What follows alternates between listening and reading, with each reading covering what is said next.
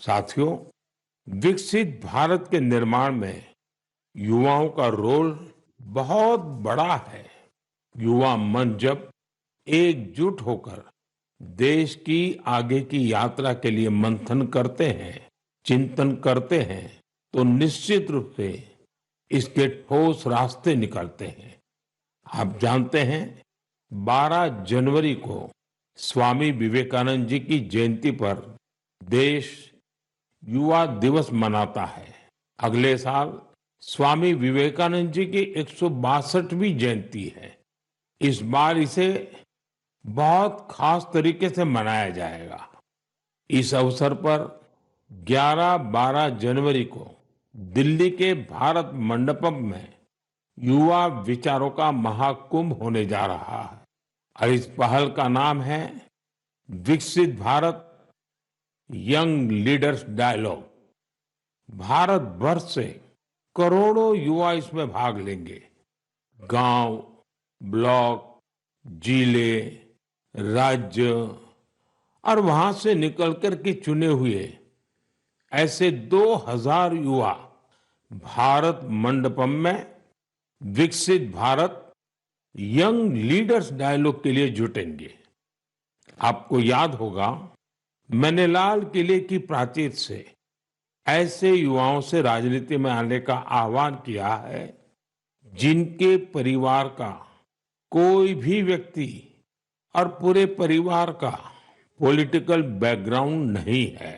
ऐसे 1 लाख युवाओं को, नए युवाओं को राजनीति से जोड़ने के लिए देश में कई तरह के विशेष अभियान चलेंगे। विकसित भारत यंग लीडर्स डायलॉग भी ऐसा ही एक प्रयास है। इसमें देश और विदेश से एक्सपर्ट्स आएंगे, अनेक राष्ट्रीय और अंतर्राष्ट्रीय हस्तियां भी रहेगी। मैं भी इसमें ज्यादा से ज्यादा समय उपस्थित रहूंगा। युवाओं के सीधे हमारे सामने अपने आइडियाज को रखने का अवसर मिलेगा। देश इन आइडियाज को कैसे आगे लेकर जा सकता है, कैसे एक ठोस रोडमैप बन सकता है, इसका एक ब्लूप्रिंट तैयार किया जाएगा। तो आप भी तैयार हो जाइए। जो भारत के भविष्य का निर्माण करने वाले हैं, जो देश की भावी पीढ़ी है, उनके लिए ये बहुत बड़ा मौका आ रहा है। आइए मिलकर देश बनाएं, देश को विकसित बनाएं। मेरे प्यारे देशवासियों, मन की बात में हम अक्सर ऐसे युवाओं की चर्चा करते हैं जो निस्वार्थ भाव से समाज के लिए काम कर रहे हैं। ऐसे कितने ही युवा हैं जो लोगों की छोटी छोटी समस्याओं का समाधान निकालने में जुटे हैं। हम अपने आसपास देखें तो कितने ही लोग दिख जाते हैं जिन्हें किसी न किसी तरह की मदद चाहिए, कोई जानकारी चाहिए। मुझे ये जानकर अच्छा लगा, कुछ युवाओं ने समूह बनाकर इस तरह की बात को भी एड्रेस किया है। जैसे लखनऊ के रहने वाले वीरेंद्र हैं, वो बुजुर्गों को डिजिटल लाइफ सर्टिफिकेट के काम में मदद करते हैं। आप जानते हैं कि नियमों के मुताबिक सभी पेंशनर्स को साल में एक बार लाइफ सर्टिफिकेट जमा कराना होता है। 2014 तक इसकी प्रक्रिया यह थी, इसे बैंकों में जाकर बुजुर्ग को खुद जमा करना पड़ता था। आप कल्पना कर सकते हैं कि इससे हमारे बुजुर्गों को कितनी असुविधा होती थी। अब यह व्यवस्था बदल चुकी है। अब डिजिटल लाइफ सर्टिफिकेट देने से चीजें बहुत ही सरल हो गई हैं। बुजुर्गों को बैंक नहीं जाना पड़ता। बुजुर्गों को टेक्नोलॉजी की वजह से कोई दिक्कत ना आए, इसमें वीरेंद्र जैसे युवाओं की बड़ी भूमिका है। वो अपने क्षेत्र के बुजुर्गों को इसके बारे में जागरूक करते रहते हैं। इतना ही नहीं, वो बुजुर्गों को टैक्स सेवी भी बना रहे हैं। ऐसे ही प्रयासों से आज डिजिटल लाइफ सर्टिफिकेट पाने वालों की संख्या 80 लाख के आंकड़े को पार कर गई है। इनमें से 2 लाख से ज्यादा ऐसे बुजुर्ग हैं जिनकी आयु 80 के भी पार हो गई है। साथियों, कई शहरों में युवा बुजुर्गों को डिजिटल क्रांति में भागीदार बनाने के लिए भी आगे आ रहे हैं।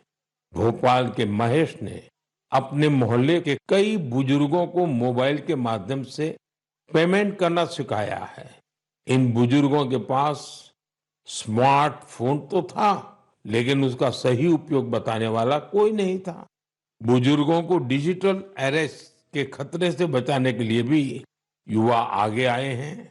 अहमदाबाद के राजीव लोगों को डिजिटल अरेस्ट के खतरे से आगाह करते हैं।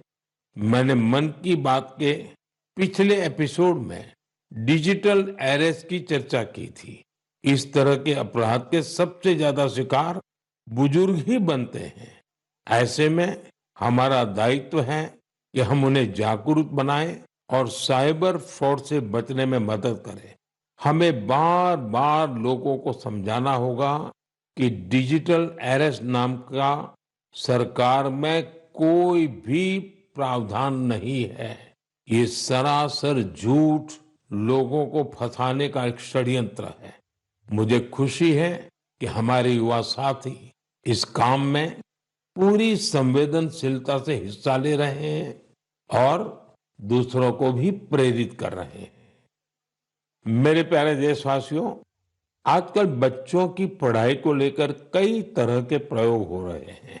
कोशिश यही है कि हमारे बच्चों में क्रिएटिविटी और बढ़े, किताबों के लिए उनमें प्रेम और बढ़े। कहते भी हैं, किताबें इंसान की सबसे अच्छी दोस्त होती हैं। और अब इस दोस्ती को मजबूत करने के लिए लाइब्रेरी से ज्यादा अच्छी जगह और क्या होगी। मैं चेन्नई का एक उदाहरण आपसे शेयर करना चाहता हूं। यहाँ बच्चों के लिए एक ऐसी लाइब्रेरी तैयार की गई है जो क्रिएटिविटी और लर्निंग का हब बन चुकी है। इसे प्रकृत अरिवगम के नाम से जाना जाता है। इस लाइब्रेरी का आइडिया टेक्नोलॉजी की दुनिया से जुड़े श्रीराम गोपालन जी की देन है। विदेश में अपने काम के दौरान वे लेटेस्ट टेक्नोलॉजी की दुनिया से जुड़े रहे, लेकिन वो बच्चों में पढ़ने और सीखने की आदत विकसित करने के बारे में भी सोचते रहे। भारत लौटकर उन्होंने प्रकृत अरिवगम को तैयार किया। इसमें 3000 से अधिक किताबें हैं जिन्हें पढ़ने के लिए बच्चों में होड़ लगी रहती है। किताबों के अलावा इस लाइब्रेरी में होने वाली कई तरह की एक्टिविटीज भी बच्चों को लुभाती हैं। स्टोरी टेलिंग सेशन हो, आर्ट वर्कशॉप्स हो, memory training classes, robotics lesson या फिर पब्लिक स्पीकिंग, क्या हर किसी के लिए कुछ न कुछ जरूर है जो उन्हें पसंद आता है। साथियों, हैदराबाद में फूड फॉर थॉट फाउंडेशन ने भी कई शानदार लाइब्रेरीज बनाई है। इनका भी प्रयास यही है कि बच्चों को ज्यादा से ज्यादा विषयों पर ठोस जानकारी के साथ पढ़ने के लिए किताबें मिले। बिहार में गोपालगंज के प्रयोग लाइब्रेरी की चर्चा तो आसपास के कई शहरों में होने लगी है। इस लाइब्रेरी से करीब 12 गांवों के युवाओं को किताबें पढ़ने की सुविधा मिलने लगी है। साथ ही ये लाइब्रेरी पढ़ाई में मदद करने वाली दूसरी जरूरी सुविधाएं भी उपलब्ध करा रही है।